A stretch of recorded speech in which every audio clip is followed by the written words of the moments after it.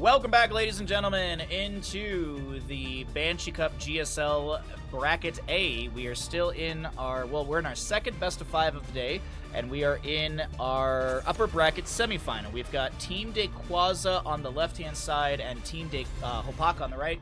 We got some housekeeping to do, so let's go ahead and get through all of that, and then we can start talking about food because I'm already getting hungry and distracted already. And again, well, granted, we've already been streaming for like 2 hours. About 3 hours, actually. It's like 2 hour 50 minutes so far is my recording time. So, Haunted Mines will be map number 1. This is the map choice of the tournament, so the admins choose this map. We will have a different map for the lower bracket match, which is going to be coming up next. Where is that? Where did I see that? Links, info... General, streamer, player pool, draft chat? I don't know where I saw it. Oh, maybe captains. There it is. I think it's Warhead Junction. If I'm looking at this right, it's Warhead Junction is going to be the first map in the elimination match that's coming up next.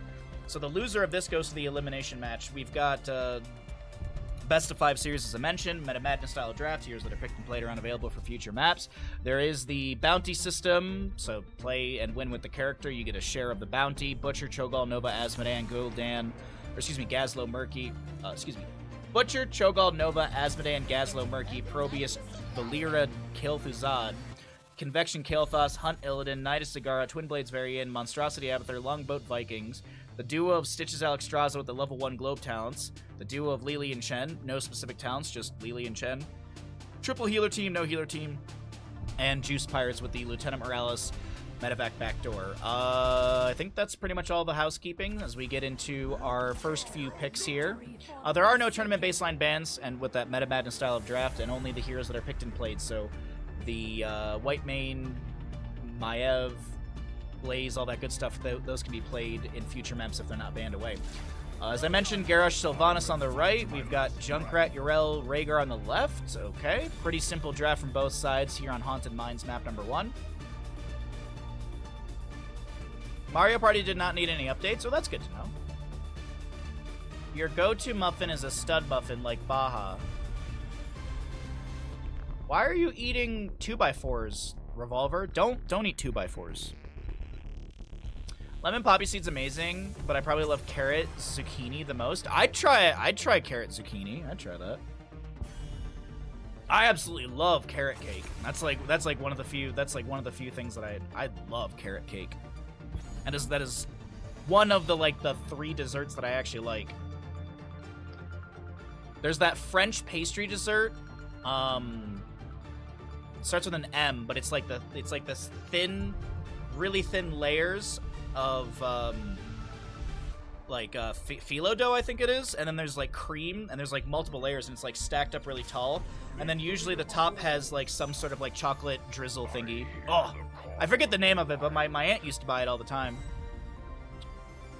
Alrighty, Stukov, Rexxar, Sylvanas, Garrosh for Haunted Mines. Really good push, really good. I really love the draft from Team HlopakA, actually. Last 2 picks, though, on this left-hand side, I don't think they're going to Cho'Gall. Like, they do have the setup for it, Memory aside. I don't think they're going to go for it. I think they look at something like a Muradin. Oh, no, Muradin's banned away. Okay, so Johanna will be grabbed. I was just thinking, like, what's good into this Garrosh and Rexxar and stuff, and Muradin would be great, but gonna grab a Johanna Chromie. I like both of the drafts quite a bit here.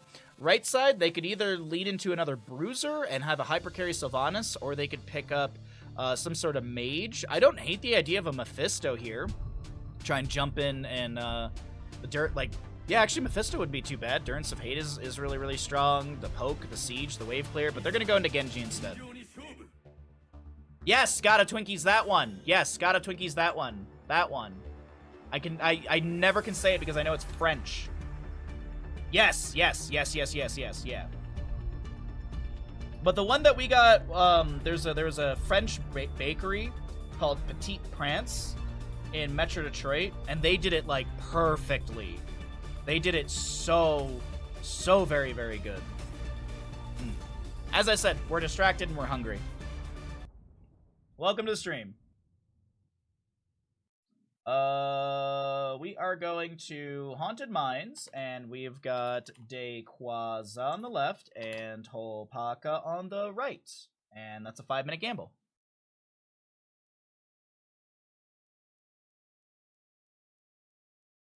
$1,000 leaves? Wait, is that what it translates to?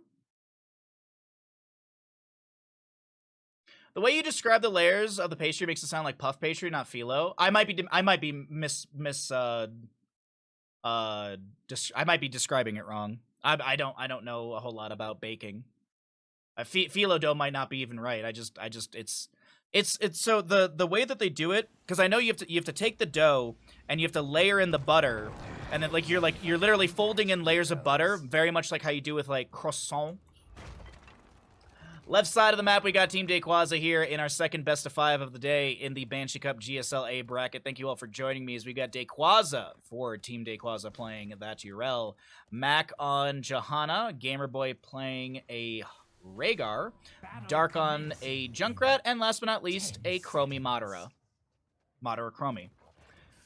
Marielle will be playing Sylvanas for Team HlopakA, High Wraith, Rexar, Misha to play Misha, Hunter Orc, Stukov, HlopakA Genji, and Pardex is your Gary Garrosh. Oh, it is puff pastry? Okay. What's up, Hydra? How you doing today, bud? What? Wait, when? I looked over at Twitch chat and I looked back and Chromie is gone. Like, I don't even see her model on the ground. I don't even see where her body went. She literally evaporated. What?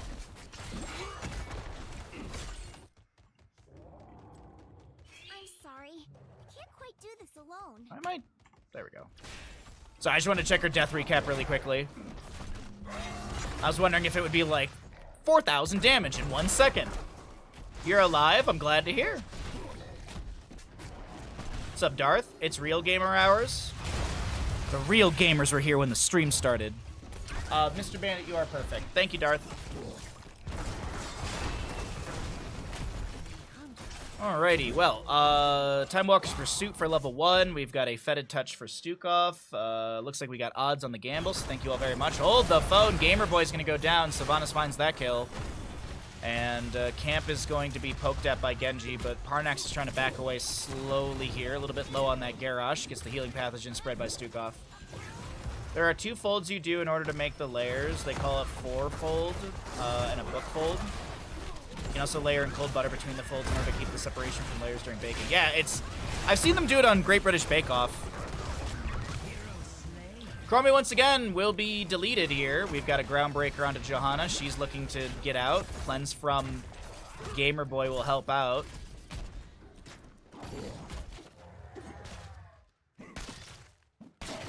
Rexar immediately to top lane. Did go Flare level 1. I'm assuming he's going to just constantly chuck that out somewhere. Yep, there it is.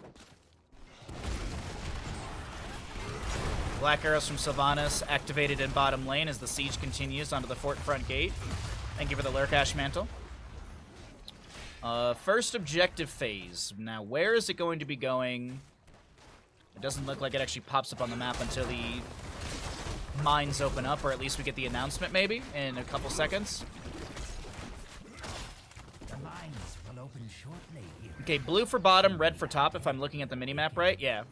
So priority siege could be in top lane, or this might be Team HlopakA taking a page out of the previous series players' books. There we go. And they give the first, and they just hard siege during that first objective, because it actually worked out pretty good. Another flare going out for some vision. Black arrows were activated, but the siege is not as strong as we saw in bottom lane, and the 2 towers still remain, albeit very low. This butt feels like a free Gen butt game into Chromie. Buttspot, you tried your best. You really did.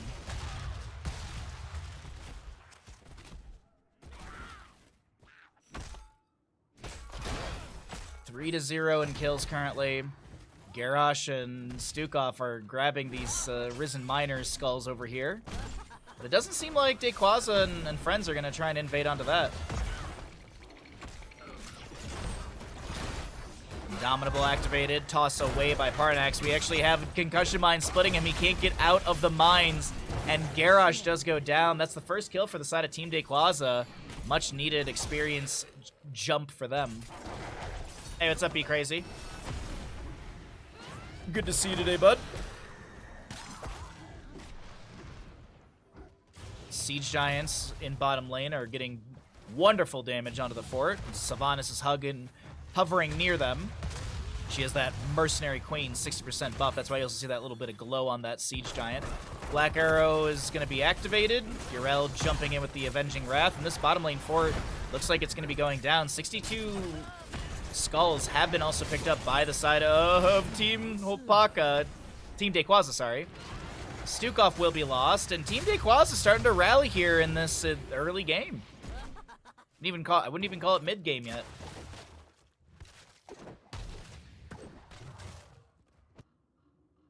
A couple skulls over there. But it seems like the priority is going to be on to bottom lane Golem. HlopakA's maybe going to Swift Strike through, try and steal a few of these away, but actually none were grabbed. It's still literally 8. Okay. Do you think the teams are going to see this over here? Okay, they do see it on the minimap. Bottom fort did go down. Team HlopakA finds the consolation and gets the fort down in bottom lane. Concussion Mine on the point. Indomitable activated to counter the CC. Hopefully all is well with you. I'm hanging in there. I didn't sleep too well last night, so I'm really, really tired. Yeah, we're just doing our best to mentally make it through every day. One day at a time. So, very, very healthy Grave Golem in bottom lane. It's going to have like 30,000 something HP. 34,902 HP. And is currently dealing 675 damage into structures. Top lane, Grave Golem up here is very, very, very, very small. 10,000 HP and dealing 210 damage. Forts will be traded. Looks like Hearth's out of bottom lane. This Grave Golem is still going to get great siege in bottom, but I guess the priority is to defend in top lane since the enemy has not stopped sieging with their own Grave Golem. Yeah, I went to bed at like 8-ish last night, and I woke up at 2 a.m. and I just didn't fall back asleep. So I probably got like 5-ish hours, because I did wake up at some point before that as well. So I probably got like I'd say like about 5 hours of sleep, and the previous nights I have not been getting much either, so. It's starting to really, it's starting to affect me. So hopefully tonight I'll be exhausted and I pass out and get a nice, hearty, healthy night of sleep. If not, just do it again tomorrow. Well, 10s are here, though, on the right-hand side. Actually, both teams will have 10 talents here in just a moment. So we'll cycle through the other numbers. Chromie with the Slowing Sands. She gets her talents early. Extract from Genji activated right there. Lurking Arm from Stukov trying to create some space as Garrosh did go Decimate level 10. Wailing Arrow, Flailing Swipes, and Boars for the Rexar. Toss, good toss combo. There's a Wailing Arrow as well. And Riptide from Junkrat was canceled out by that Wailing Arrow. Chromie's going to be falling. Genji gets the Swift Strike through. That's going to be Johanna falling as well. And right there, right now, achieved by the members of Team HlopakA, 9-2 in kills. And the Sylvanas Black Arrows are activated. Now, death timers are low, so I don't know if we're going to be seeing a core call here. It is going to be guaranteed heat. But Rhaegar respawning, just about everybody back up. And yeah, they get the keep, and that'll be the end of that engagement, or siege.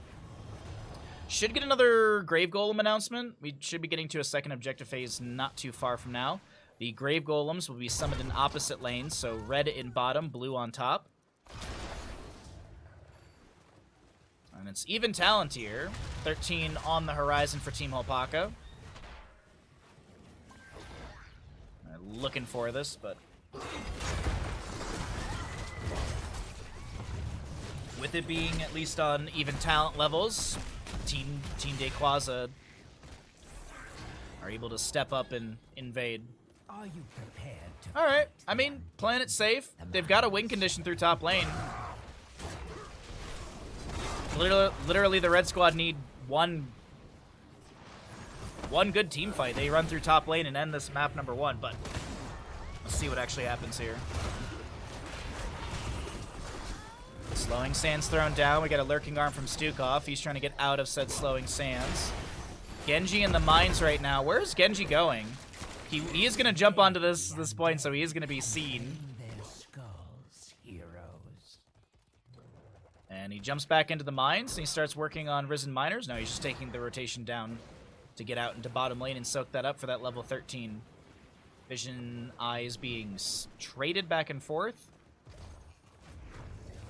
Those Risen Miners up and available. But it's 13. 13 advantage. They want to find another fight. Daykwaza, oh my god. Ardent Defender gets activated in time. Gamerboy does not get the Ancestral Healing. Genji jumps into the backline, getting wonderful harassment into Madara. Currently have Rexar chasing down Urel, as he does have that level 13 aspect of Hawk. And that is going to be another Team kill! for the members of Team HlopakA. It is 14-2 in kills. Level 14 is here. And they're not ending.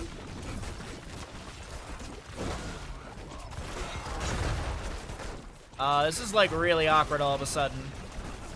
I mean, the black arrows are going to make it fine. Genji's got a swift strike as well. So they don't end. They get 25% off this keep and back away.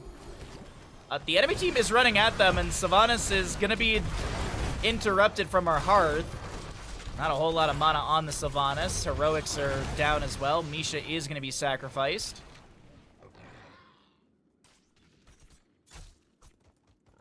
No answer for Genji. Well, there is an answer for Genji. It's just taking his health bar down to 0 faster than yours goes. Duh. That timers are still too short, yeah. I thought they could have ended there. Honestly, I wasn't looking at the timers. I was like, oh, they got the team kill. They end. Nope. Nope. There is a 6K difference in the heroic experience. There is a 10,000 difference in overall experience between these two teams.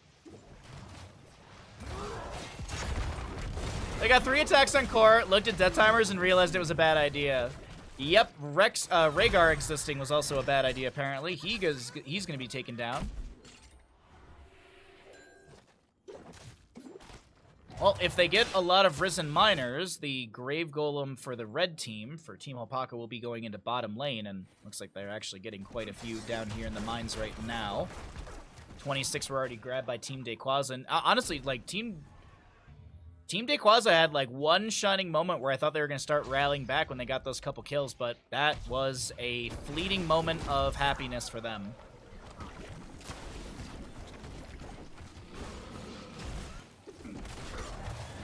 I mean, it's equal talent here for the time being. 16 just a bit away. Daykwaza jumps in, flailing swipes from Stukov. The boars are unleashed by Rexar as the Blessed Shield from Johanna will connect onto a few. Riptire from the Junkrat, but he's standing still, which is perfect for Genji to just put an X on top of him. Lurking arm from Stukov thrown out. Big wailing arrow onto Chromie and Rhaegar on the left-hand side. Urel is going to be picked off. And once again, a lot of kills over to the side of Team HlopakA. It won't be a team wipe as Madara, Gamerboy are able to back off, and there's going to be an immediate teleport out on the aggressive side to push up this bottom lane wave. Genji, Swift Strike, and a Hearth out completely.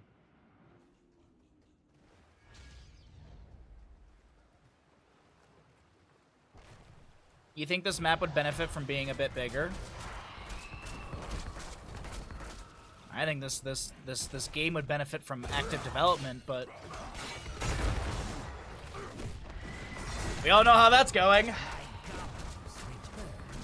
This should be amusing. This should be amusing. 45,000 HP, 706 damage into structures. Golem in bottom lane may be able to end here. Got a reflect level 16 for Genji. Black arrow from Sylvanas is activated. She gets concussion mine over the wall. She is dead. That's a really good concussion mine. Riptire from Genji. Does get damage onto Garrosh as he gets a Blood Craze to heal up. Throws away the Urel, jumping in. Genji jumps into the back line. Gets the kill onto Junkrat.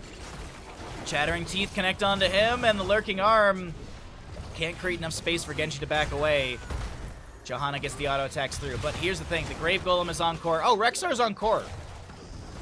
Rexar decided to end the game during all of this. Like, they're getting keep, and Rexar's like, dude, like, we could just go core right now. Junkrat dead for 14 more seconds. The core shielding has been dropped, and it's looking like Team HlopakA are going to be able to take a map number 1 in this best-of-5 upper bracket semifinal.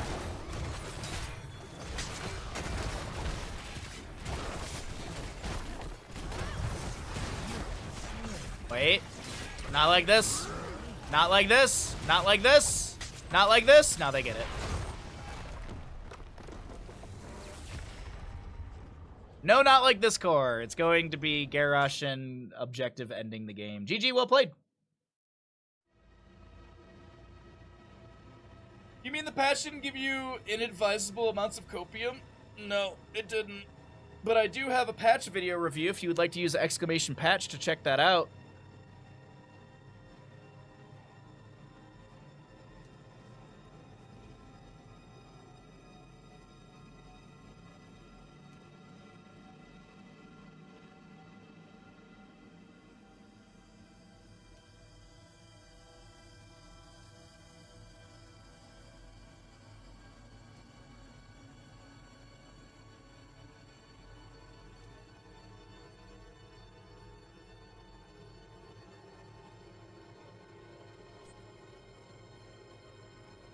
Alright, you know the deal. Let's go ahead and get set up for our next map. I'll pay out the bet.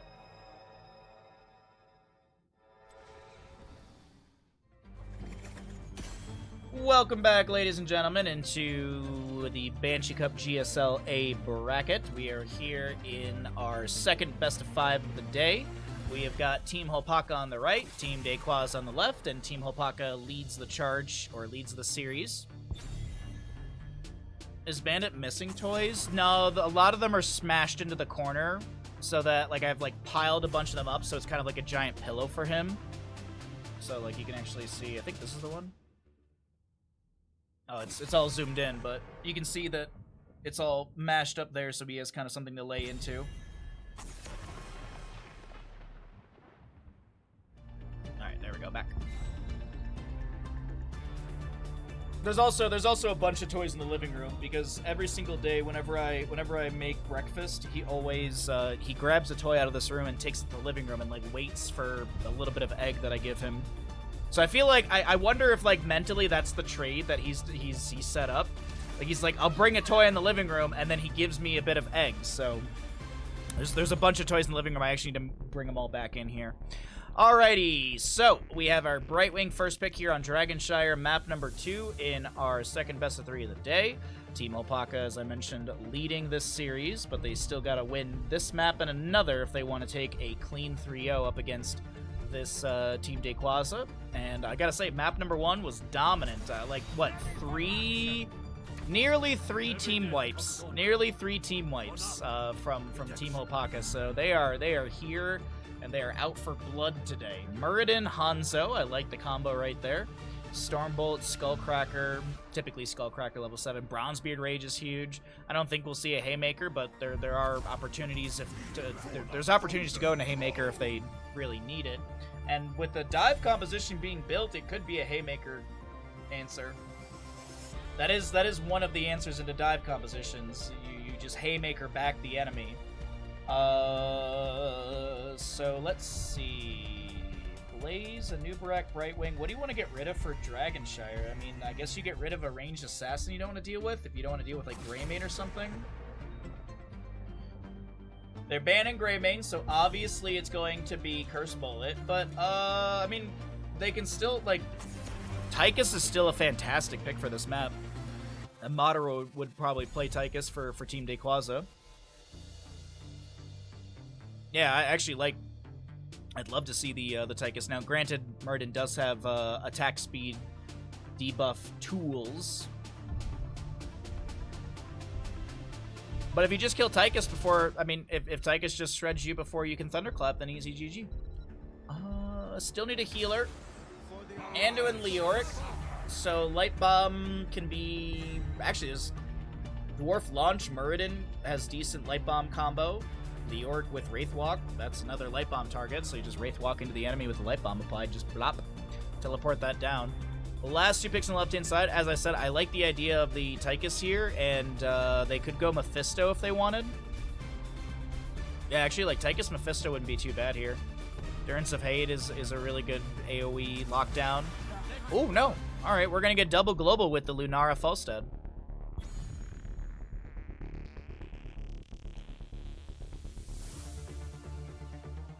Double global, Lunara, yeah, Brightwing Falstad for the double global, but Lunara damage over time, Anduin heals that okay-ish. Muradin has decent self-heal. He actually might go into Third Wind level 1. Hanzo mobility is alright. And an early Zagara! For Team HlopakA. They have a lot of interrupts for Anduin. What?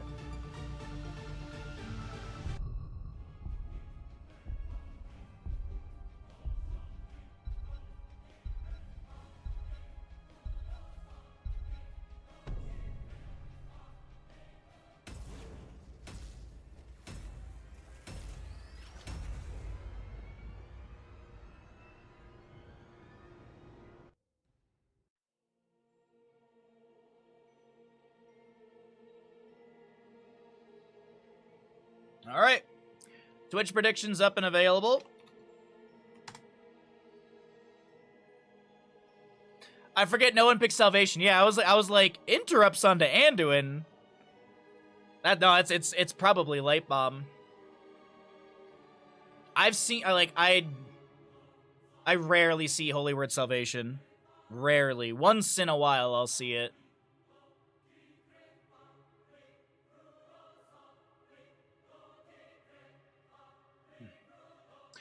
By the way, while we're loading in, if you're having a good time here on Twitch, be sure to drop a follow. If you'd like to support further, it's much appreciated. We're 10 subs away from our sub goal of the day. And I did say, if we do hit the sub goal today, we can do an impromptu movie night tonight. And we could be watching Grandma's Boy. So if you'd like to have a little Snoop Dogg birthday movie night after stream today, we just gotta hit this first sub goal and then the next, which would be the movie night. But it'd be a small one. Anyways, left-hand side of the map, Team Daykwaza. With a Blaze being played by Daykwaza, Madara, Lunara, Gamerboy Brightwing, Mac, Anubarak, and Dark to play Falstad. Right side of the map is going to be Team HlopakA. We got Hunter Orc on Anduin, High Wraith Leoric, Mariel Zagara, HlopakA playing your Hanzo, and Parnax will be your Muradin. Oh, also on the note of the spiel, if you're watching on YouTube, be sure to like and subscribe so we can grow the YouTube pages. We have the first fight breaking out. Leoric is going to have to Wraith Walk away just to get to safety inside that bush. Drops the Drain Hope onto Daykwaza and gets a little bit of healing as the scatter goes off the sidewall, getting 3 stacks for Hanzo.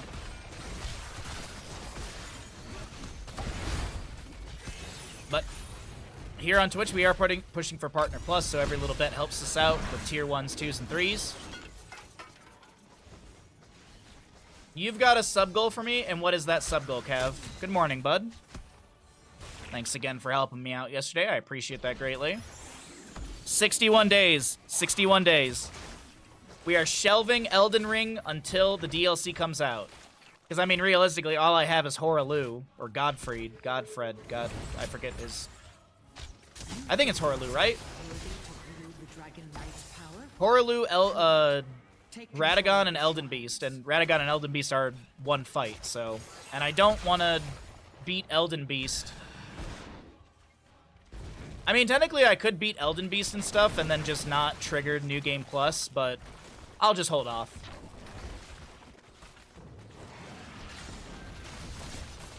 I'll just hold off, and when we beat the DLC, then we'll beat the game afterwards. You don't have the spell/weapon, but you don't have all the spell/weapons yet. I ended up doing another quest line yesterday. I did Selena's quest line yesterday as well. Technically, yesterday we did Ronnie's, and completed it. We finished Millicent's, and we did Selena's. Selena's? So we actually did do a couple, and we did the Dung Eater quest line as well. So we did a bunch of quests. So I'm pretty satisfied with where we are. And we have a bunch of those silver tiers as well. So, or larval tiers, I forget which one it is, but we have a bunch of those respecking tiers. So when we go to the DLC and we get a bunch of new cool weapons, we can test out weapons that we currently have, and then we can probably respec and grab other stuff. But my excitement aside for the Elden Ring DLC, we continue into map number 2 of this second best of 5 of the day. 3 best of 5s in total planned. First Dragon Knight of this map goes over the side of Team Daykwaza. The gamble, by the way, is still going, but I think it might close by the time you hear me say this, since we do have a delay on stream. Volstead with the frequent flyer level 1. Jet propulsion from Blaze is low to a few. That's going to be a chastised leap of faith. HlopakA! 84 HP, I think is the lowest I saw that go. As no kills have been found, but Team Daykwaza, whoa, that's a big flight into bottom to try and get a kill onto Zagara, and it will be, unfortunately, moot. Or a waste.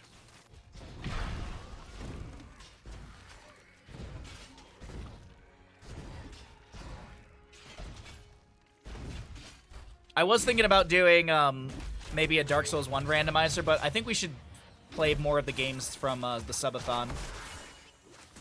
We still have, like, I don't know. I have no idea how much we played of Ghost of Tsushima, but I feel like we've got still a good amount of time left in that game. We still have a bunch of Batman Arkham Asylum. I want to play more XCOM 2.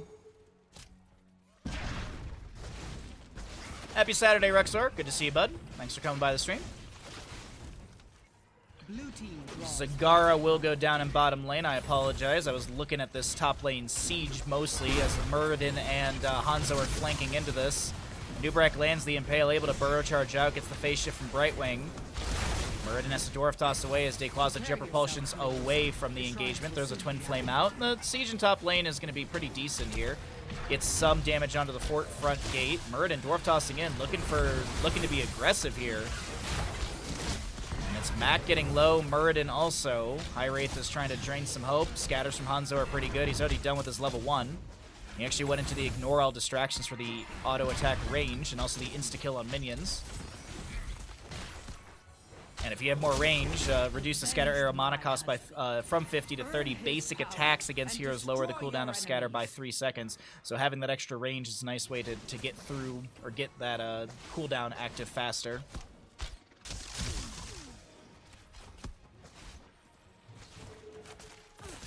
Zagara sees the phase shift coming through, and she's going to back away, tap well for safety. I like how they run next to a Nubrak. They're like, no, we don't really care about fighting a Nubrak. We want to take down Brightwing or maybe even Lunara, but Brightwing's able to self-cast the Pixie Dust and get behind the fort front gate. Meanwhile, Falstad just above is going to finish out some Siege Giants, and we'll cycle through those numbers as we always do at this point in the game. Get an idea of what the damage healing experience looks like in map number 2 of this second best of 5.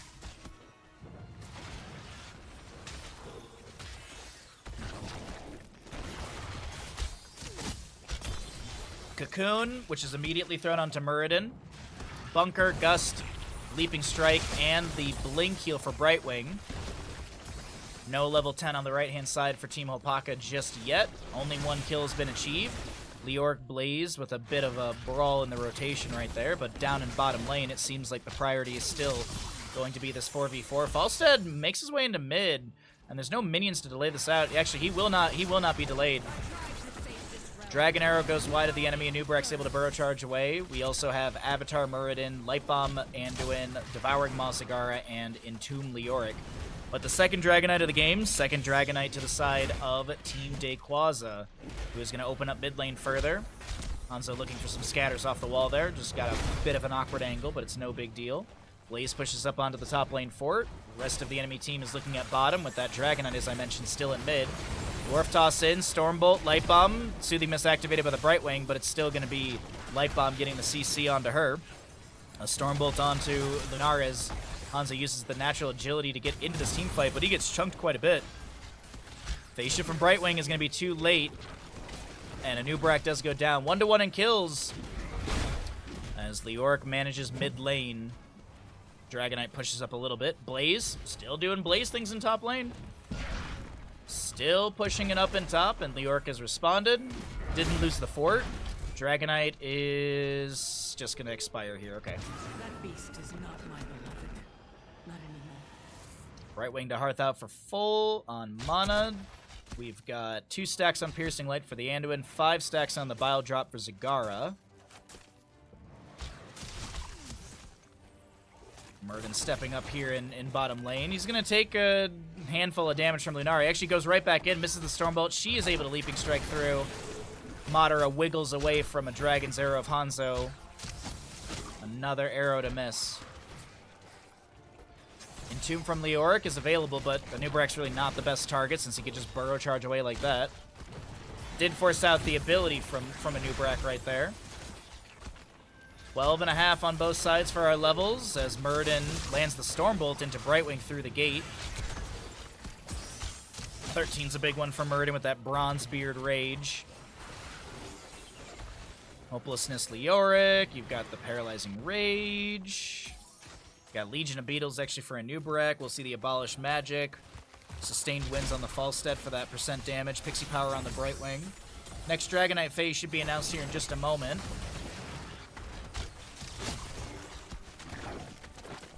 But Zagara 13-16 is really, really, really big. Ooh, Falstad is able to join into the top lane with Daykwaza and find a kill onto Leoric. Is there any sort of trade into bottom? Leaping Strike from Lunara, able to get a Blink heal. Oh, that's a huge Devouring Maw. Gust from Falstad, and it's going to be Brightwing. Lunara immediately dropped. Hanzo lands the Dragon's Arrow. He's got a beautiful Scatter into Dark. Anubrak comes in to make some space. And the Scatter off the wall. Now, top lane fort does go down, but this is going to be a quadra kill. No, Mac is able to get out of this. Okay, so it's going to be a triple kill. Bottom fort is being sieged up by Zagara. She's got that Hydralisk Transfusion. As I mentioned, level 16 huge for her, but that Devouring Maw was absolutely choice.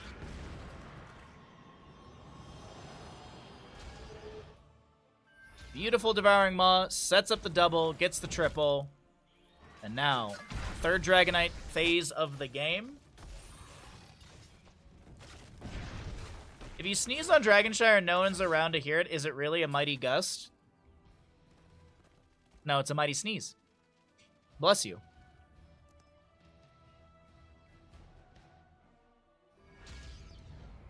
Madara holds top for the time being. Zagara gets a free stack on her level 7 there.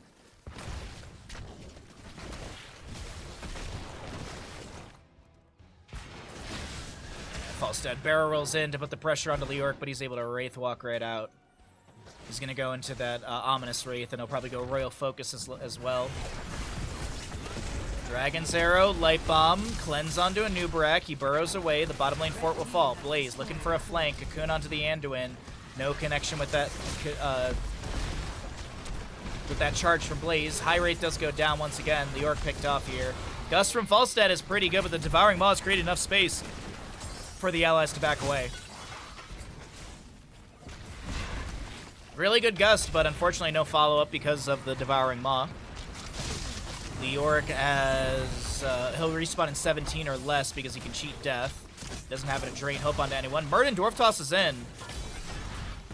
Jet Propulsion is not going to connect from Blaze onto the enemy. Phase Shift from Brightwing will connect onto him. Avatar from Murden is going to be activated. High Wraith is going to be respawning. Falstad poking onto this Leoric health bar immediately, forced to barrel roll away as the Drain Hope does connect. Parnax on this Murden needs to let his trait kick in. Gets the Divine Star healing from Zagara, or from Anduin. But 16's here for both. Giant Slayer for Hanzo is a nice pickup for that % damage. Speaking of % damage, Corrosive Saliva, but hold the phone. Light Bomb is not going to be able to get the connection they're looking for. Dragon's Arrow is going to just keep going north, and forever will be going north. They're going to chase on to Muradin, but they stop the Jet Propulsion with a Chastise. Chastise connects in time, or maybe it was a Stormbolt thrown back. I didn't see completely of the animation, so much going on, but either way, something stalled out that Jet Propulsion, which would have gotten the kill because of collision course and such. Now, High Wraith in top lane. There's a rotation from Blaze. Falstead's already up here. Drain Hope applied. Wraithwalk is there, and now Blaze shows up. Leorc's like, maybe I'll go this way instead. Lunara's come up here as well. This is a very unfortunate... How many times has Leorc died? Man, he's died 3 times, but he's getting trait value.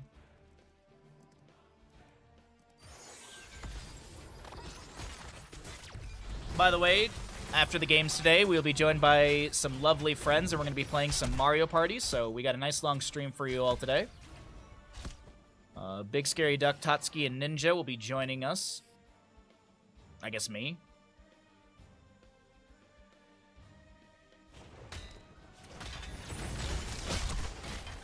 Poor Leoric High Wraith, come on, dude. That's just too funny to me. That's just way too funny to me.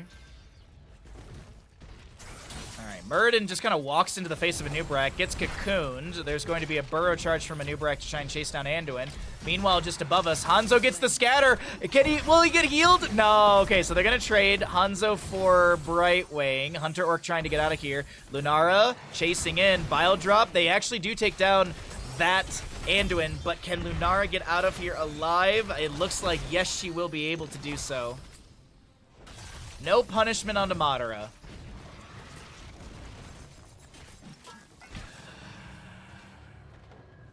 Looks like Leoric's going to get the top lane channel. Yep, there's the Wraithwalk onto the Sun Shrine. Moon Shrine is grabbed by Daykwaza, but no Dragonite will be summoned here. Yeah, roughly 2.5 hours from now. Or when these games are over. I feel like I'm going to be the one who's going to be later. I told everyone noon. I told people like to be ready by noon, but it might be a little bit later. If it's earlier, then that's whatever. If I'm done before the time, then that works out for me. We can just chill and restart the stream and all that good stuff. Madara going for Dragonite channel here. Falstead did fly to top. Zagara gets on the point and bottom. Madara won't have the channel in time because he stepped off right there. And Zagara gets the midpoint. Leaping Strike gets our Lunara player into a better position. Dark, Falstad, chilling just above in the bush. As Gust available. No level 20 yet. High Wraith gets chunked, but that's about it. No actual kill onto the Leorc this time. Hanzo standing... Oh, no, sorry. Creep is the side of Team HlopakA. Sorry about that. Hanzo's going to push bottom. Falstad soaking up top lane. Falstad with 34 stacks currently on his level 1. Hanzo, he's fine. Okay, I saw the rotation on the minimap, and I was like, I don't know if he's going to be able to back away. He's like a little deep into the lane right there. I believe this is the 4th Dragonite available. Wisp goes out. It's immediately pulled back by Madara. Does have that Sentinel Wisp level 1 for vision. Choose a talent. Boundless, or Galloping Gait for Lunara. Not going to go for the Boundless Stride. Invisible Friends, Wind Tunnel, Fortified Bunker, Rewind for Anub'arak. Madara activates that Galloping Gait and is rocketing around the map in this mid.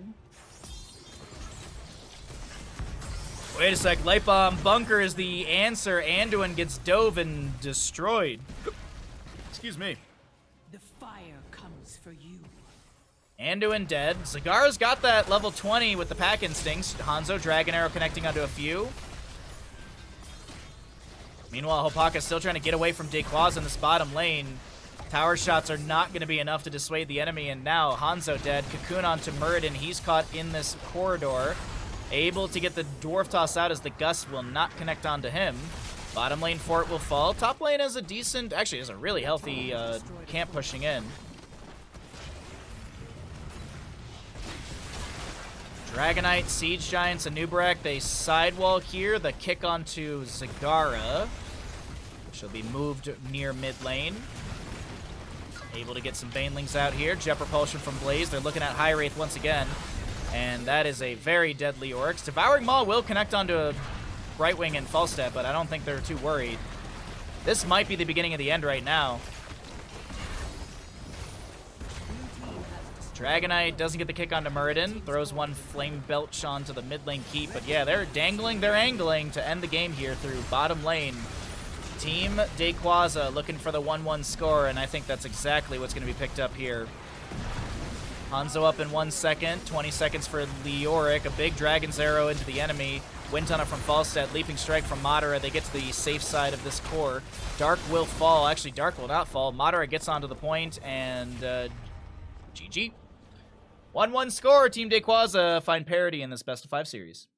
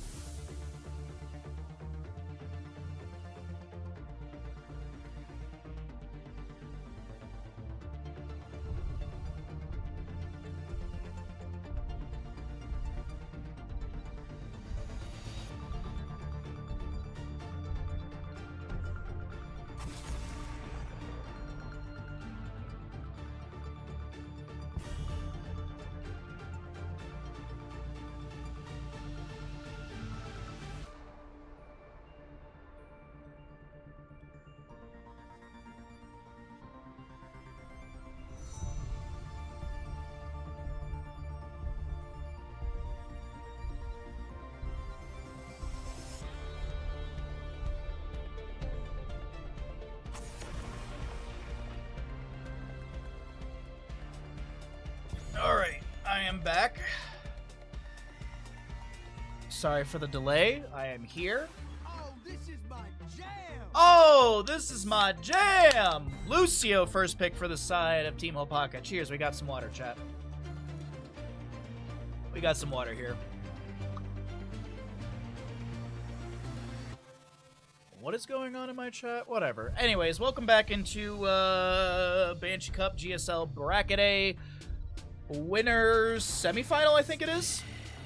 And we are getting into Tomb of the Spider Queen, Stitch's Mephisto on the left-hand side. They could go for Alexstrasza here. It's a good synergy. It is one of the bounties. We'll see if that actually is going to be picked up. Canned water. It's soda water. It's seltzer water.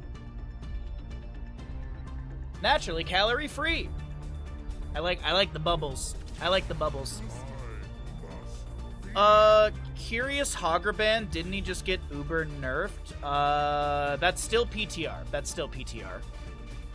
It's not live yet.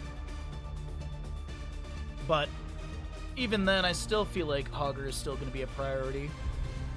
I still feel like he's going to be a priority. I like it. He's getting nerfed, but I still think he's a wonderful solo laner. We'll have to see how it all works out at the end. Excuse me. So, we get into Tomb of the Spider Queen. We've got a Lucio, Vala, Mal'Ganis on the right-hand side. Could be a hypercarry Vala for Tomb of the Spider Queen. Also, we could see a potential Hammer as well. This is a fantastic map for her. Granted, they have this Stitch's Mephisto. I don't think you want to lean into a Hammer with something like that, being constantly having to worry about hooks and Mephisto jumping in. So, yeah, I don't think there'll actually be a Hammer composition on the right. Will this be the Alexstrasza ban? Are they afraid of the Alexstrasza? No, they're gonna... Okay. I mean, Malfurion works really good as a follow-up to Stitch's hook. He's got the Innervate from Mephisto as well. But has Team Daykwaza done this?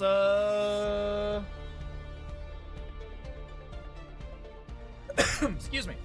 No, Team Daykwaza has only done a Gazlo. Team HlopakA's done a Cho'Gall. There's a Dahaka for the solo lane. Still need a healer. Still need an autoer. Okay, so they're going to go Ana. They're not going to be looking at the Alexstrasza combo.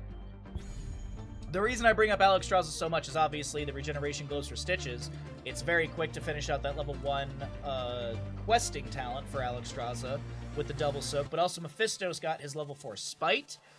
We rarely ever see it with Hysteria level 13. It's typically at Abhorrid Skull, or the Shard of Hate.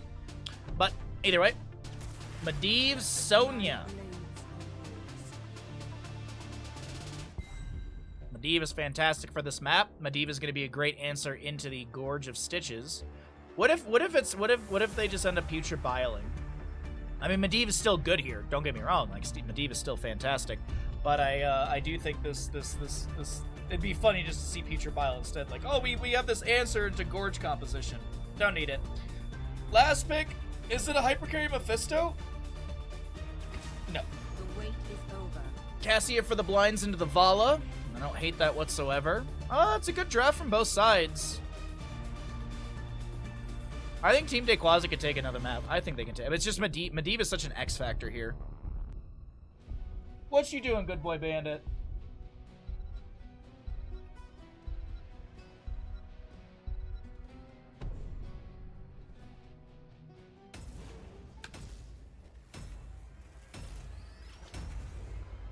Alrighty, 5 minutes set. Twitch predictions up and available. Go ahead and make your Twitch prediction if you'd like to do so.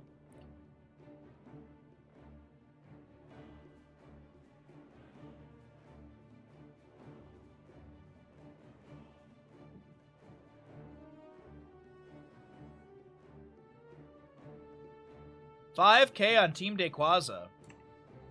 Out the gate.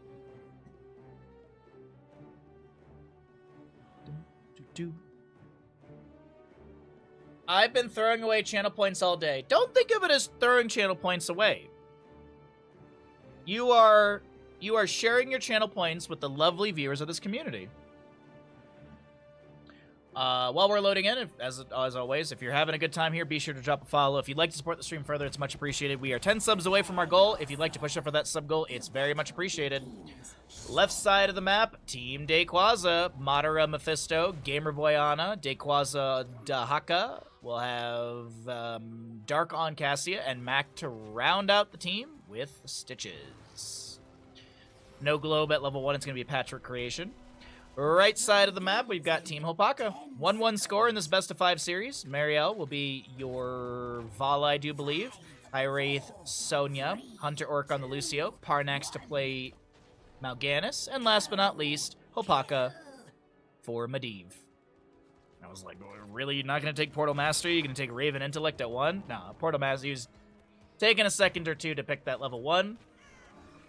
Medivh floating above the enemies right now, getting decent vision on their positioning as Stitch is angling for a potential hook. He's not going to be able to get one at this time because Minion Wave is kind of going to eat any sort of potential grabs. What's up, Vita? Good to see you, bud. You've been gobbling up points like Pac-Man. Hell yeah. Wraith rotates further down to avoid the anticipated hook. Or I guess anticipates the hook and is able to rotate further away from it. Dahaka being harassed in the rotation. He does have enhanced agility level 1. No tissue regeneration for him or spell armor, but I mean, it's not really a lot of spell power from the side of Team HlopakA, so it makes sense. Wants to be able to maneuver around the map quite quickly, and it is quite a small map. Mr. Bandit, you okay, bud? What's wrong? What you doing, dude? A lot of damage onto Mal'Ganis here. He's going to have some healing reduced as well. Bionic Grenade, I believe, is a 1.75 duration on the healing debuff, right? Yeah, 1.75. So we've got reverse solo lane situation. Okay. This is actually one of the ways I've seen some teams will play Tomb of the Spider Queen like this, where you get a double soak hero like HlopakA to do the rotations from mid to top, and then you just let your team push bottom lane. You get the siege giants off a cooldown, feed those into the fort front gate, but we'll see if this game plan stays true for the whole game or if it's just the early game pressure into the fort front gate.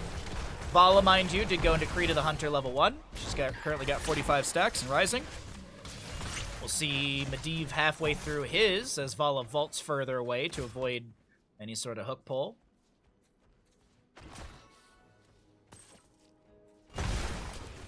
Bottom lane Siege Giant. Doesn't seem like they're going to be able to step back into this. Sonya currently grabbing this camp, and Medivh is actually soaking the experience up against the HlopakA. So Sonya can grab Bruiser camp for mid. So they'll just let this go. Another hook out from Stitches. Doesn't find anyone. Lucio pushes off. Has a sound wave that, yeah, one of the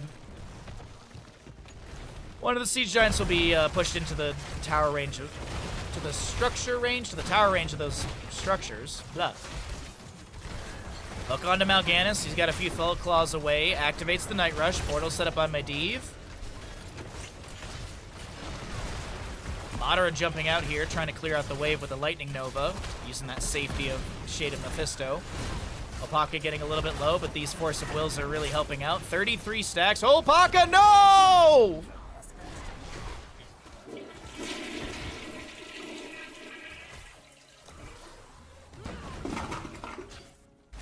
Oh, no. No, no, no. Well, time to do it all over again. 0 stacks on Medivh currently, 50 gems and such on the side of Team Daykwaza. They got enough for this first turn in. A handful of gems to be lost from Team HlopakA from that Medivh death, and those were not picked up.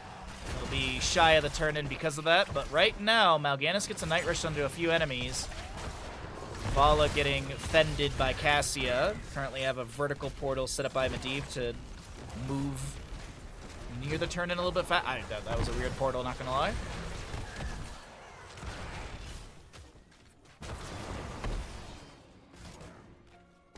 HlopakA tactically waiting till the gamble's over to lose all the stacks. The fix is in, as they say. Medivh getting low once again. Medivh getting low once again.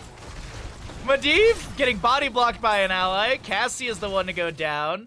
Lucio trying to chase in, has the push off and Soundwave. Madara. He is not going to be bursted out. All right, so 1-1. Oh my god, I thought he was about to lose 10 stacks. Interrupt onto the turn in here from Mephisto, who jumps in. A hook.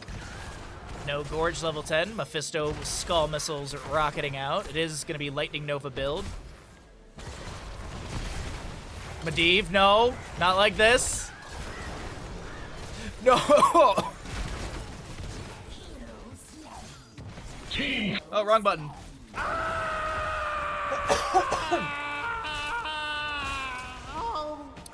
Well, Medivh loses another chunk of stacks. Ouch. That's unfortunate for him. Well, we're going to go ahead and cycle through the other numbers right now since we're waiting for 10s at the top. Pardex jumps into the fort front gate. Lucio with the reverse amp to help out for a little bit of damage, and that will be HlopakA going down. Okay, so Red team, you have done well. My magic is yours. Red Webweavers will descend. Sonya's able to push up a bit in top. HlopakA brush stocks up here as well, looking for the drag. Sonya's trying to wiggle. Spears back into HlopakA is the answer. Like that aggression. Vala's got her hatred active, and Medivh is right there. I'm still just a little afraid for Vala here.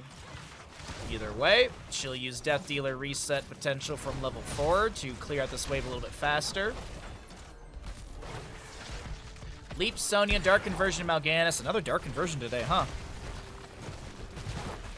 High Five, Lucio, Leyline Seal for Medivh, and a Rain of Vengeance from the Vala. Medivh drops down, he throws the Leyline Seal, connects on to Ana first. Fellclaw's in from Mal'Ganis. Gamer Boy really low, and the Death Wave from the Webweaver will confirm the kill onto Ana. That's so many gems to be lost right there. Oh, man. That's a real rough go. Yeah. Ball Lightning, Rain of Vengeance. Cassia is DED dead.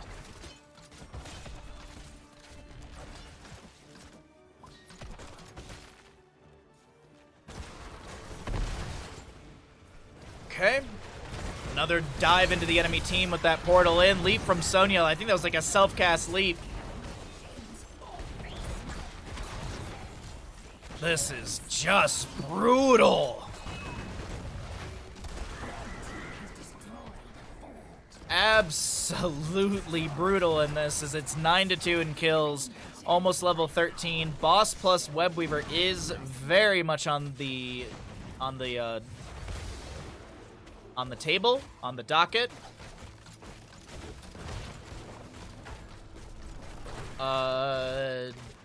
Jazz, thanks for the follow. Glad you're enjoying the content, bud. Much appreciate it.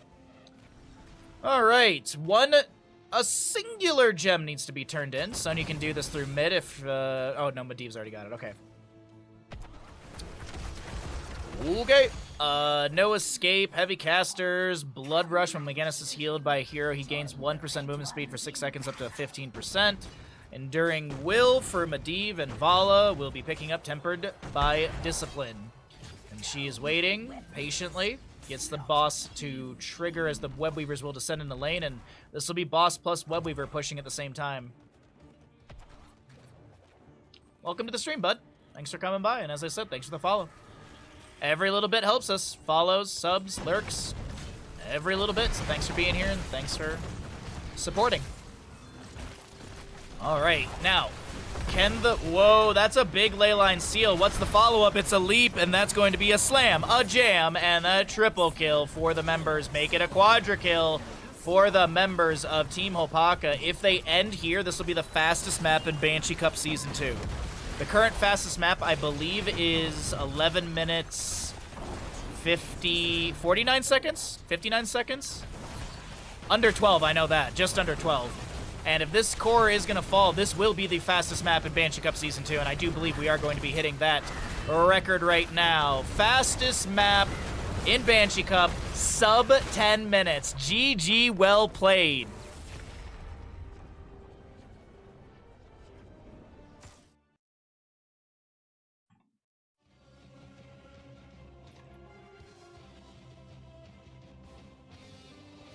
Why did that not go? Oh, because I tabbed out, that's why.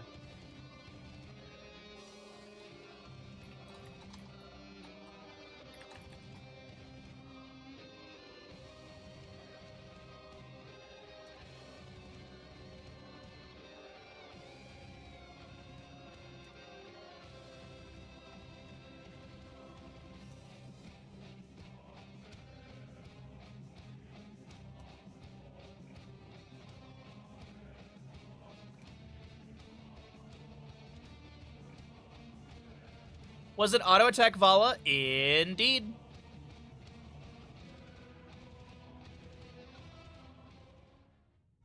Welcome back into the Banshee Cup GSL bracket. Second best of 5 of the day. We have got Daykwaza on the left, HlopakA on the right. Team HlopakA just needs to take this map number 4, Garden of Terror, and they will be able to move into the upper bracket final tomorrow morning.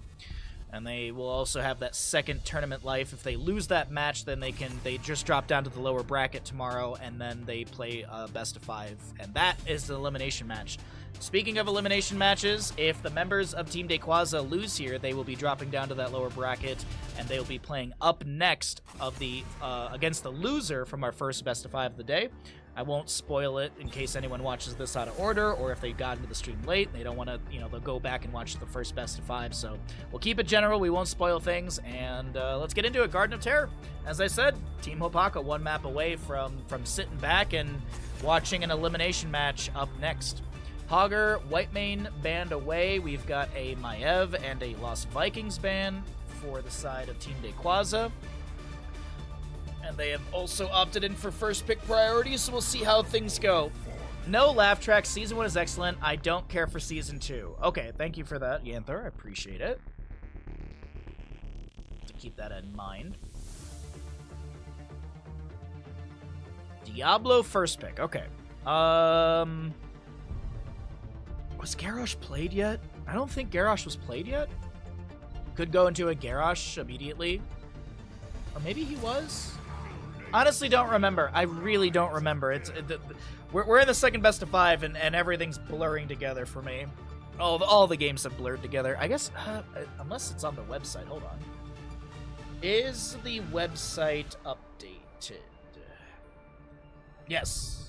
And Garrosh was played on Haunted Mines. Yes, he was. Yeah, Garrosh was played on Haunted Mines map number 1. Alright, so that answers that question. So we see ETC Greymane as the answer. Malthael Sergeant Hammer. Okay, alright. I like this aggression. Siege is really nice. Malthael dives in with Diablo. Percent-based damage into the cow. Ooh. Oh, man. Barbecue sounds so good.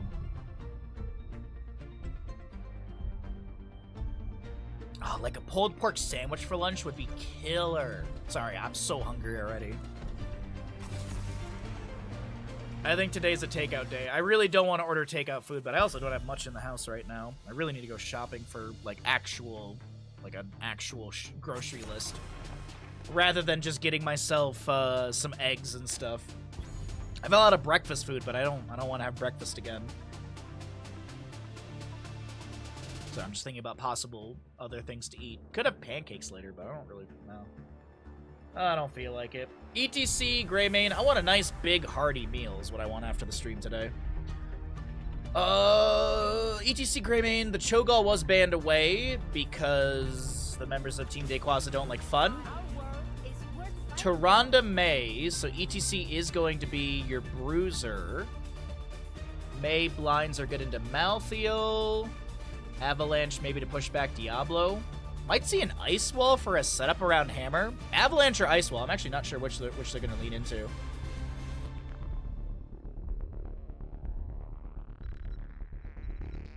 Gonna need a healer. Gonna need some extra damage unless they're gonna hyper carry with Hammer, but I don't think they will.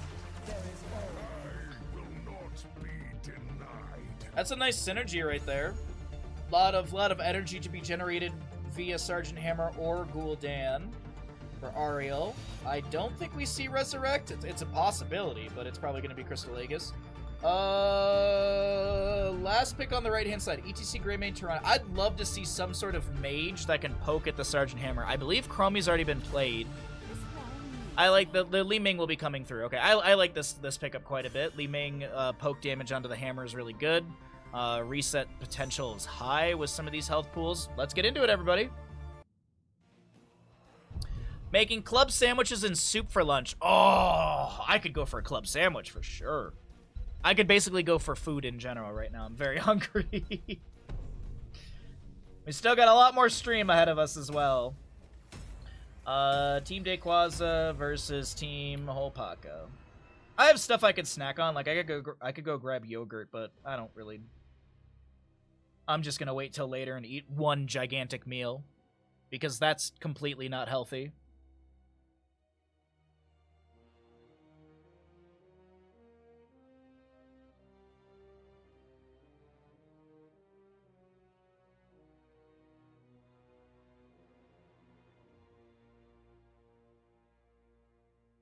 Alrighty, here we go.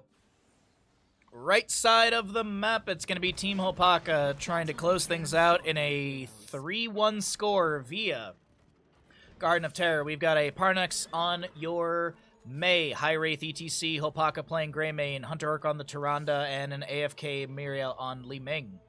Left side of the map is going to be Team Daykwaza, Dark on Hammer, Mac playing Diablo, Gamerboy Ariel, Madara Gul'dan, and last but not least, Daykwaza 10 seconds. with Malthael for the bottom lane. All right, here we go, chat. 5, 4, 3, 2, 1. Kill! Fight! Spread my spores! Oh, so very close, but no Sentinel connection. That means we're going to a map 5, chat. Did Madara wake up in time this time? Well, actually, it actually turns out that the match time was changed and he wasn't told or something. Like, he actually literally came into stream and was saying that their match time was changed and there wasn't communication or something like that from the admins. So it wasn't his fault that time. But we will see a double kill for Team HlopakA. Resets for our Li Ming player right there. Map 5 hype.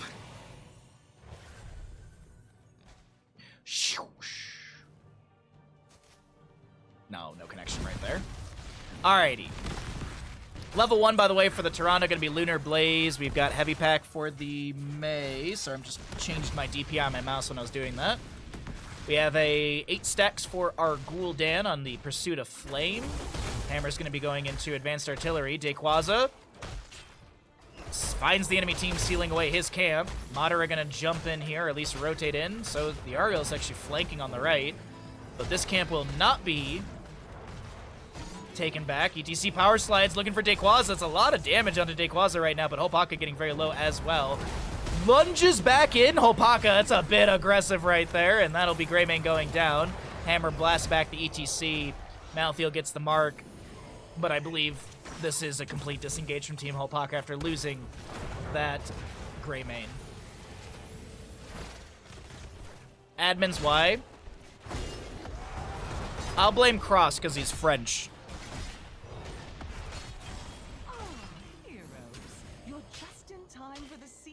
Actually, it has nothing to do with him being French. We just always blame Cross for everything. Rob Paris can do no wrong, and Lion Lad's a good kid. So obviously, we just blame Cross.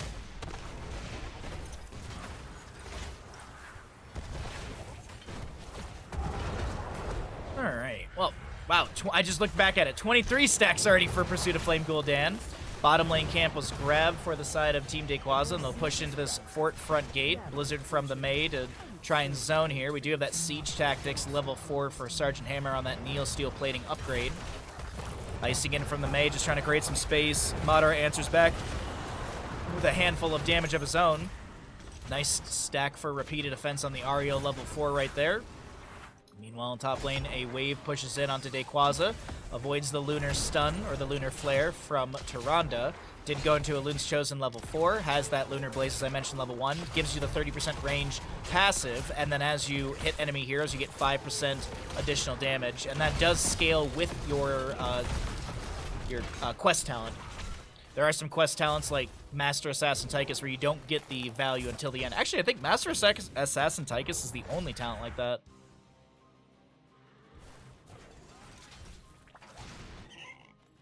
Oh wait, no, maybe Hunter Gatherer for Rexar Misha. No, I'm misremembering. There's a couple where like it gives you a little bit of value and then you get more value when it's completed out. Wow, we got a big gamble on this one. Thank you all very much. I appreciate it. ETC was harassing on a Madara, but now it's going to be no ribs for lunch. All right. No beef spare ribs for lunch right now. ETC is able to tap well and back away. The healing from Hunter Orc coming through just in time. Diablo's still pushing people around. Fire Stomp build as he's trying to get some extra souls from that Soul to Flame level 4. Pursuit of Flame Gul'dan is done. Li Ming getting some poke damage with those magic missiles and arcane orbs. ETC Gul'dan traded in top. Hunter Orc is fine. Just keep autoing. Just keep autoing.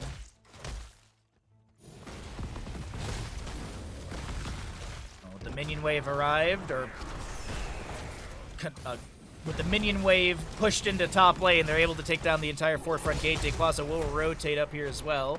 Lands the mark, gets a little soul rip onto HlopakA. By the way, first seed is still up and available. No one has even really no one's even looked at it because the sappers are still up. Hammer's still hammering through bottom lane. Widowmine's being thrown out. ETC steps in, lands the power slide. Face melt to push her back a little bit more. Greymane in top lane. Dark fights in, Razor swipes away immediately as the Diablo's there. He's like, yeah, I don't want a 2v1 right now. Sentinel connecting onto Diablo and the rotation down to mid, but it's no big deal. Just gets the dismount and a small amount of damage. Li Ming gets the channel and the objective. Level 10, a little bit faster for Team Daykwaza, at least at the current rate that we're looking at the top, as we see at the top of the screen.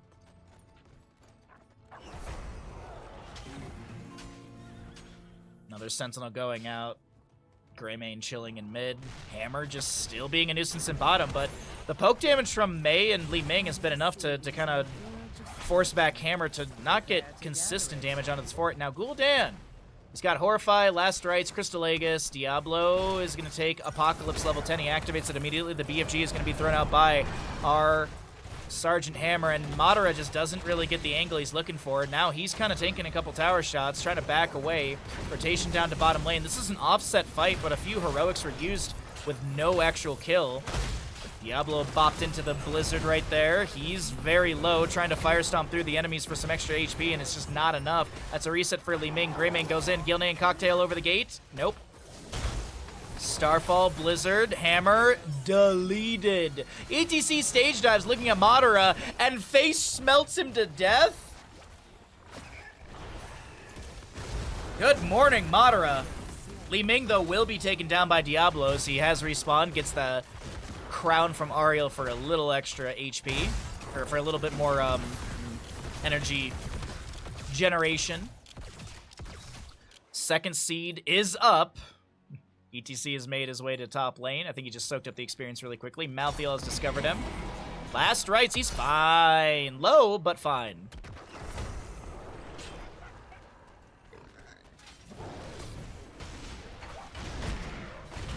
Alrighty.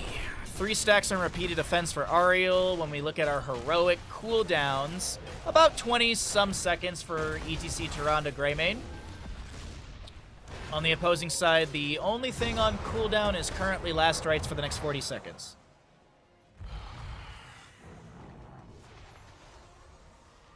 Daykwaza with the channels. He interrupted. No, it looks like this is just going to be camp priority.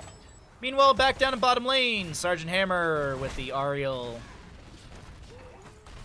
Looking to clear out this wave and push up the siege, or the bruiser camp that was grabbed. Diablo down here as well to help out.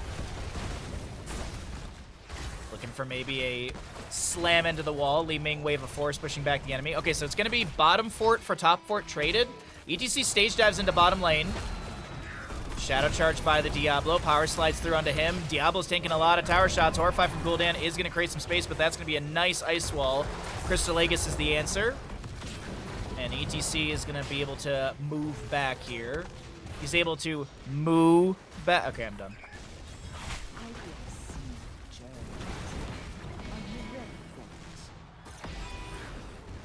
Blizzard thrown down on the ground. Third seed is up and available.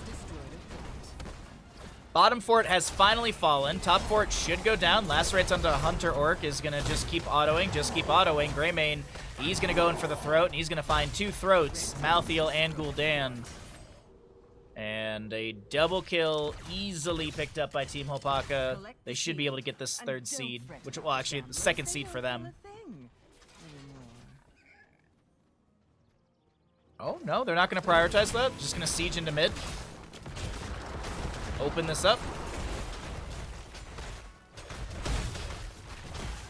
No slush ball from the maze, so no tower lockdown from that, but a lot of damage onto this mid lane fort. ETC does have Encore. 7.5. Sorry, I'm trying to do the math of stage dive cooldown, but I'm just blanking, so we'll just skip over that for the time being. Cryo Freeze activated, Apocalypse as well, Starfall from the Tyrande. No, actually, she didn't get that out. It's still on cooldown. Tyranda's the one to go... is the one to be picked off here.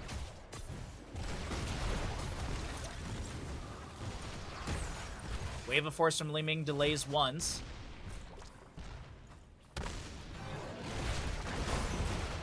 Ooh, Daykwaza goes down, as that's a reset for Li Ming. They try and jump onto Hammer next, and she's able to boost away. High Wraith goes for the... no, she's not able to boost away. Hammer goes down. ETC, they've left the seed, and they're just going for more kills. Diablo Shadow charges into the wall. Fire Stomps are getting some good HP, and Gul'dan is also poking out here. Gamer Boy, the Ariel, being prioritized by... oh my god. Oh! Nexus Forces take it the last shot right there.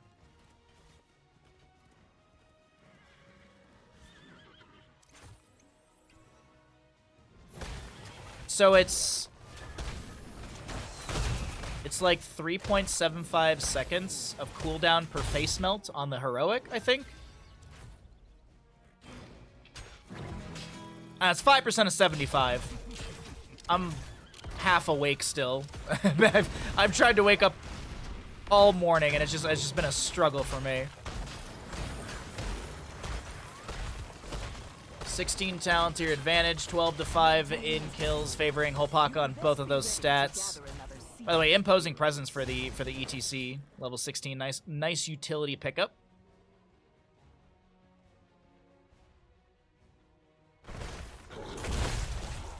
And we'll have the Domination with the Devastating Charge, already at 3 out of 5 stacks on that one.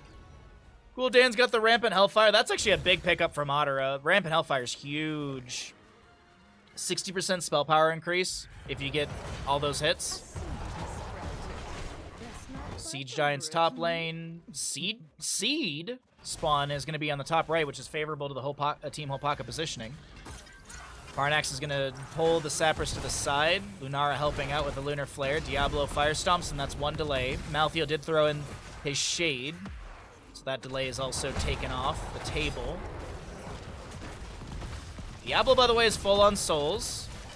We kind of got this mix build with Fire Stomp at 4 and 7. Shadow Charge talents at 13, 16. It's not that crazy. Often see this mixture of talents. Bottom lane is a camp. Hammer trying to float around. Mac is real. Wait, ETC on the bottom left of our screen is currently threatening into the Sergeant Hammer. I thought I heard a last rites, but it's still on cooldown or off cooldown. Camp will be stolen away by Team Daykwaza. Greymane's health bar very low here.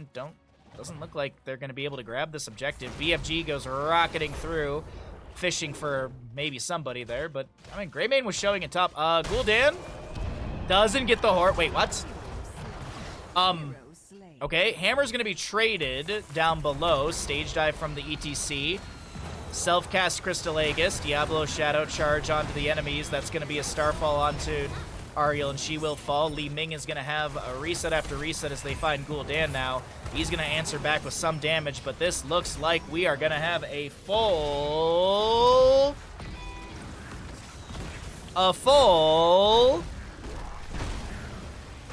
Anytime, Diablo, you can die, bud. Team kill! Blue team dominated. Alright, all 5 members are taken down inside of Team Daykwaza. Team HlopakA are going to have Garden Terror summoned in their favor. And these will be moving in through top, mid, and bottom. May already pushing up mid. Overgrowth Plant locking this down. And Garden Terror will confirm a mid lane fort. Excuse me. Red team has destroyed a fort.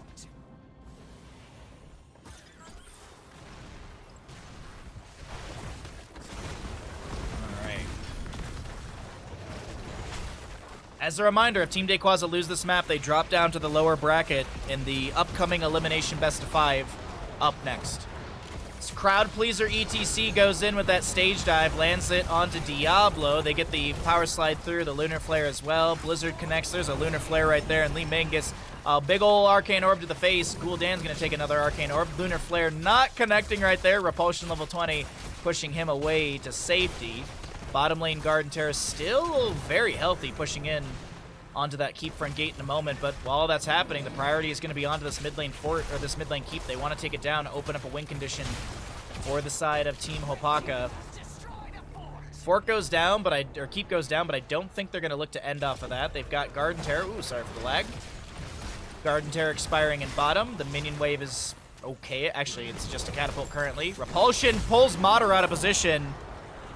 Li Ming goes fishing with a wave of force, and Madara is going to be hooked and sunk. Sunk? Sure. Face power slide from ETC. This is Malthael throwing a lacerates onto Li Ming. She's fine. Hammer Diablo to defend. Minion wave and bottom is coming through. Yeah, ETC, they're just looking to end, right? No? They're going to go for mid keep? I feel like this mid keep is unnecessary. Like, with the death timers where they're at. But it is what it is. ETC, Stage Dive, Crowd Freezer, Siege Tactics activated, Diablo Shadow Charges, Apocalypse activated. Yeah, like, dude, you could have been doing this 20 seconds ago. Why are you hitting the core now? This makes no sense to me. Like, you're giving the opportunity for Hammer to get Ultra Capacitors as well. Like, Alright, whatever. I don't know. I'm a little unsure as to why there was such a heavy priority into bottom lane keep. I mean, yeah, you can just feed in camps constantly, but as I mentioned also, you're giving the enemy team an opportunity for level 20. That could be huge. Penta Hearth out. Everyone gets full mana and such. Seed will be spawning here in the bottom left of the map. Tyrande scouting out the two Siege Giant camps with a Sentinel. Who knocked over my gnomes? These rude players knocking over my gnomes. Gosh.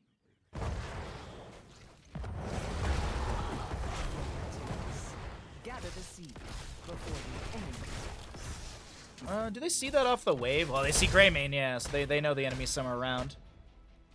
Somewhere around that camp. Alright, so Ultra Capacitors, Lord of Terror, Demonic Circle, Shield of Hope, and no one can stop death from Malthael. Hammer Hearthing. ETC just walks up with a face melt.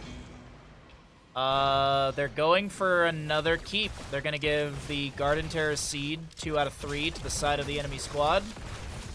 Or to the side of Team Daykwaza, and they'll confirm the third keep. Okay, so catapults in all 3 lanes. No periodic except for in bottom.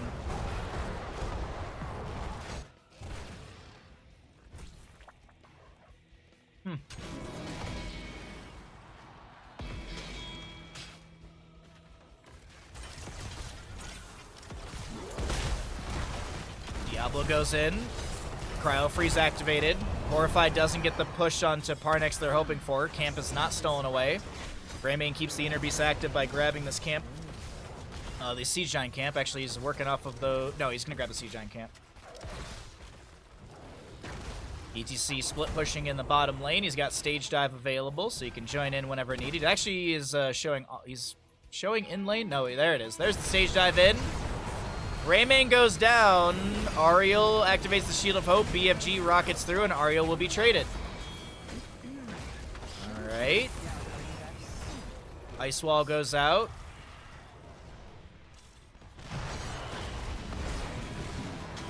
It's 4v4 currently. Diablo finds Tyrande here, and she is smashed into the wall.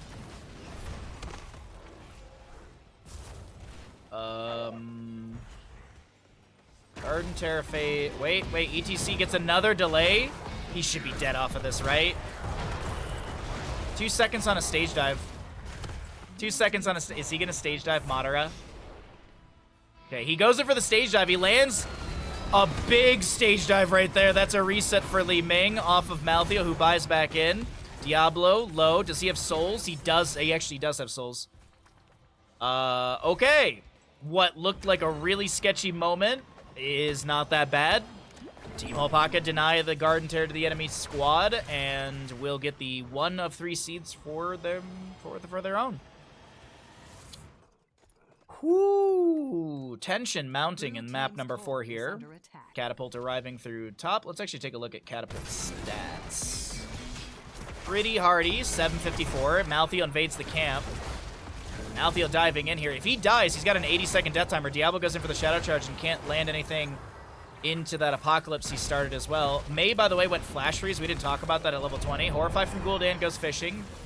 No one found with that. Ice Wall onto Gul'dan is huge. Can Li Ming make a play off of this? Crystal Egg is activated. There's going to be Last Rites onto May, but the Flash Freeze, I think, helped out. Big Stage Dive. Power Slide onto Sergeant Hammer, but she had the Siege Tactics activated level 4. Now Li Ming is still chasing in.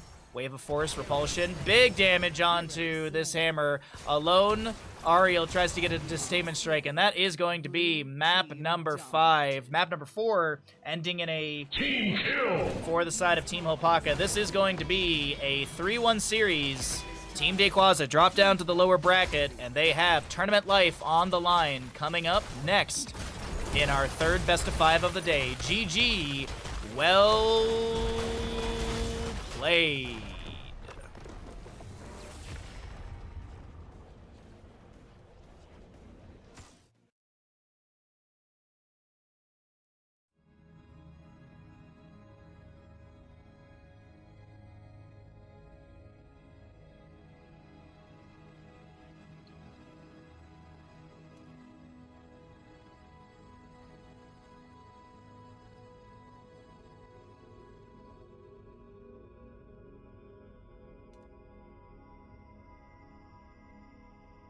All right. Well, we're going to get set up for our next best of 5. As we're getting set up for that, I'd like to remind all of you that if you're having a good time here on Twitch, be sure to drop a follow. If you'd like to support the stream further, it's always very much appreciated, because did you know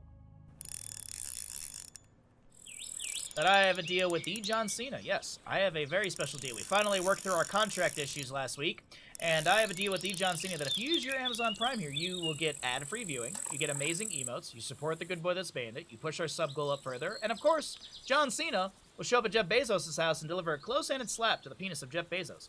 Would you like to harass a billionaire today? Be sure to use your Prime Gaming or a Tier 1 sub. Every little bit helps, and as I said, we're 10 subs away from our current sub goal. If you'd like to push up for that, it's appreciated. But let's go ahead and get ready for map number 1 in our third best of 5 coming up in a few moments. See you there.